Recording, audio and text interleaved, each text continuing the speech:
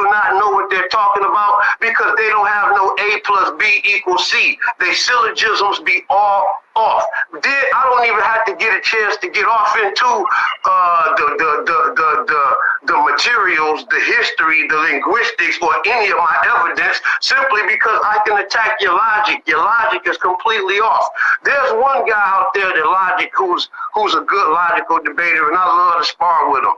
That's my man Tehuti Amenhotep Ra. And these men conquered Kemet. These kings conquered Kemet. At that time in Nineveh, they had the largest library known to the world. And when they conquered Kemet, they absorbed the Kemetic libraries of information, and then they were conquered.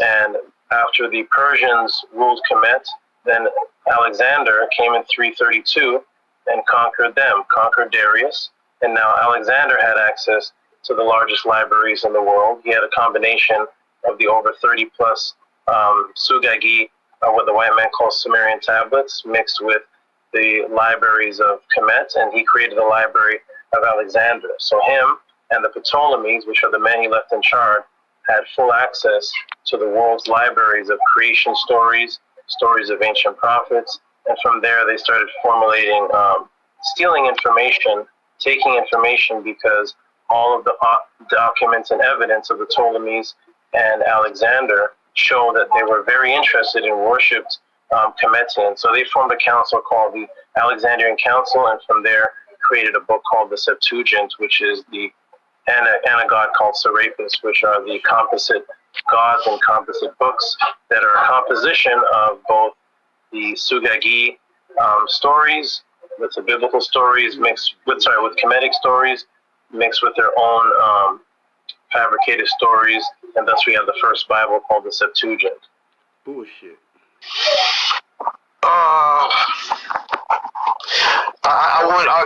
You said some things that I kind of want to get into, but I'm gonna kind of get up out of that because I got a lot of questions. I have a few more questions that I like to. What number question are we on right now? This is number 4. You at right here? We're just on. This is okay. Just 4? Yeah, it was number 4 because I had asked one question, but the question allowed me to elaborate more to get the answer that I wanted. This guy won't give you a straight answer. You dig? What's happening? I thought about number 18 here, Dave. 9, at least. When you...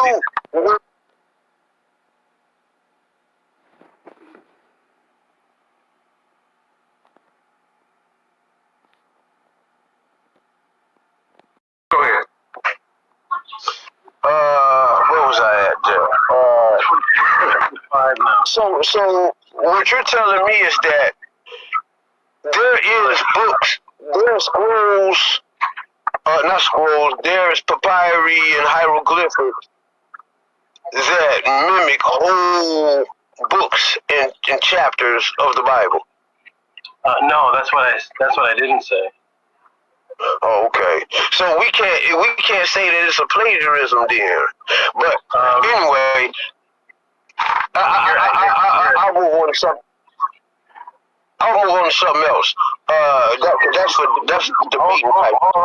One second, please. 1 second. We can't do the slippery slope logical fallacy where we make general sweeps. That's something that I don't do, and it's one of the reasons why it's hard for me to lose debates. Even though this is not a debate, but we can't do the logical fallacy slippery slope, which is to... Yeah, we can't do it. Can you explain it?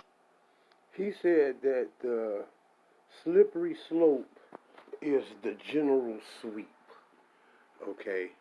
Now if that's not the most ridiculous thing I ever heard in my life, I try to tell y'all these guys don't understand what logical fallacies are, and I made it clear that these guys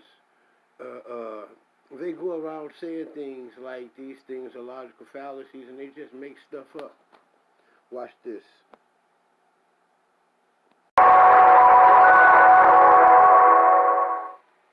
Hello, I'm Joseph Wu, and I'm a graduate student at Cambridge. In this video, I'll explain the slippery slope argument, a rhetorical strategy that is sometimes compelling, but other times fallacious. Let's start off with an example to see how it works.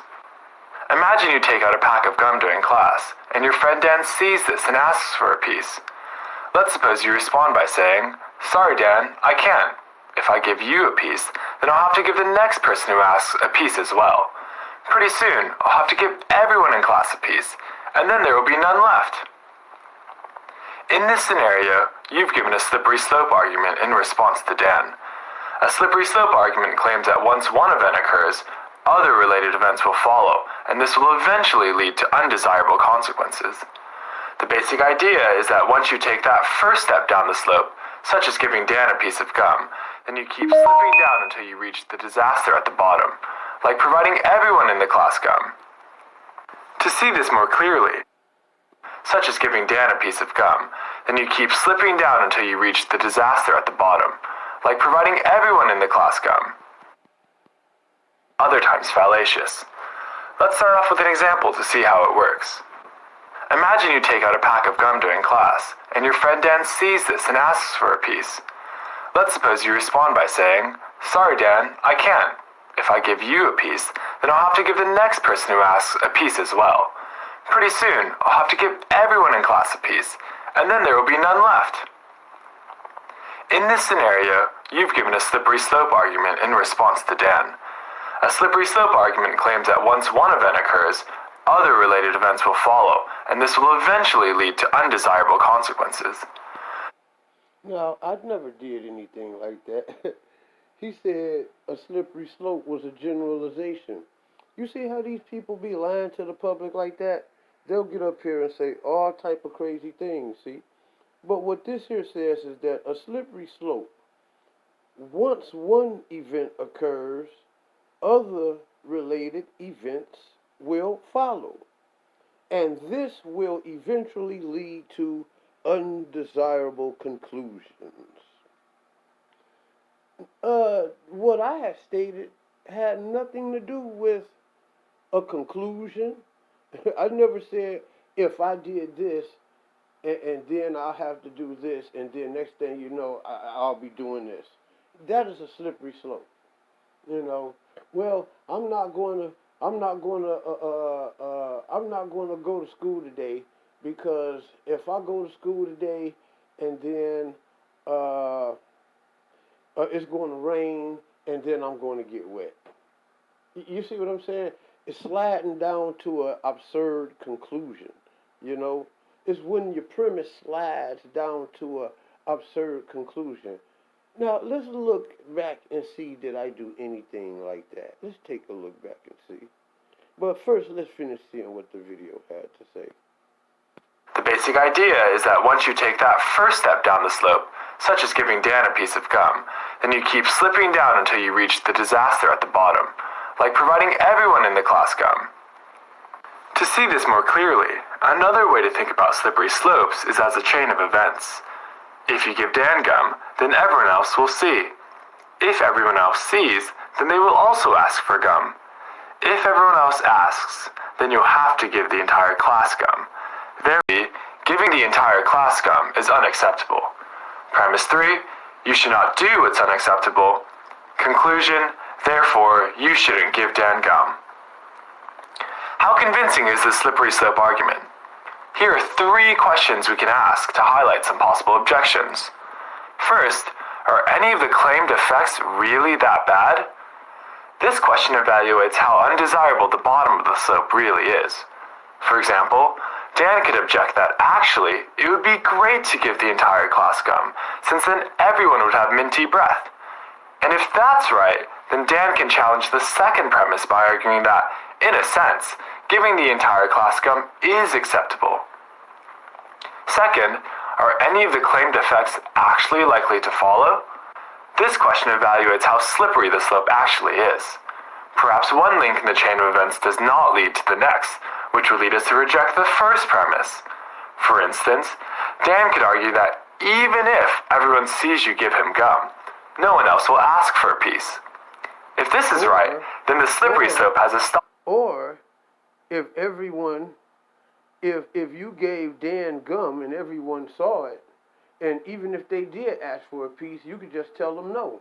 I don't have enough for everybody. You see, this is why these are bad arguments. You see, a slippery slope is a bad argument because the conclusion could be absurd. It is that I give somebody asks for gum, and I say, no, I don't want to give you none because if I give you some, I'm going to have to give everybody else some. See, that is a slippery slope, a representation of an argument or an assertion. You see, I never did anything like that. You see, so these guys who call themselves really, really great debaters, they trick the masses and they use all of these big words like I told y'all once before.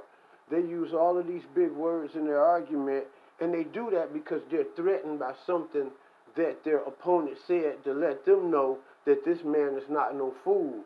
So what they do is an appeal to the masses logical fallacy right after that, you know, and they do an appeal to ignorance. You see what I'm saying? They'll do an appeal to the ignorance of the masses logical fallacy, okay? That's what these people will do after that. What they'll do is know that, or they should assume at least that the audience are not as scholarly as the debaters are, or they would be up there debating. So,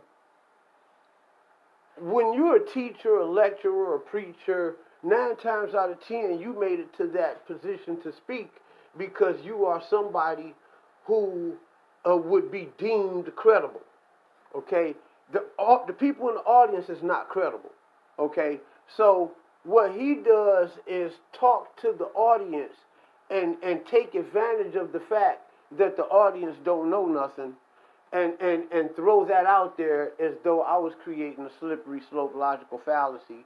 And the crazy thing about it is that a fallacy is nothing more than a bad argument. And we were not even arguing. I was asking the man questions. So you can't have a bad argument when you're not even arguing or debating. You know what I mean? So the whole thing that these guys say are really just really stupid, ignorant, dumb. You know what I'm saying? And it really shouldn't be respected. I'm just going to say that. You know what I'm saying? I'm just going to keep it real on my channel. You know, it shouldn't be respected. But I have to respect it because it wins arguments.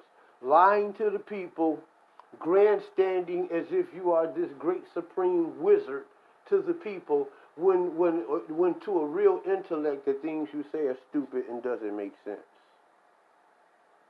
Come on, people, let's do a word search with me. Let's do a word search with Yasha Ben-Yishrael, all right? Oh, boy.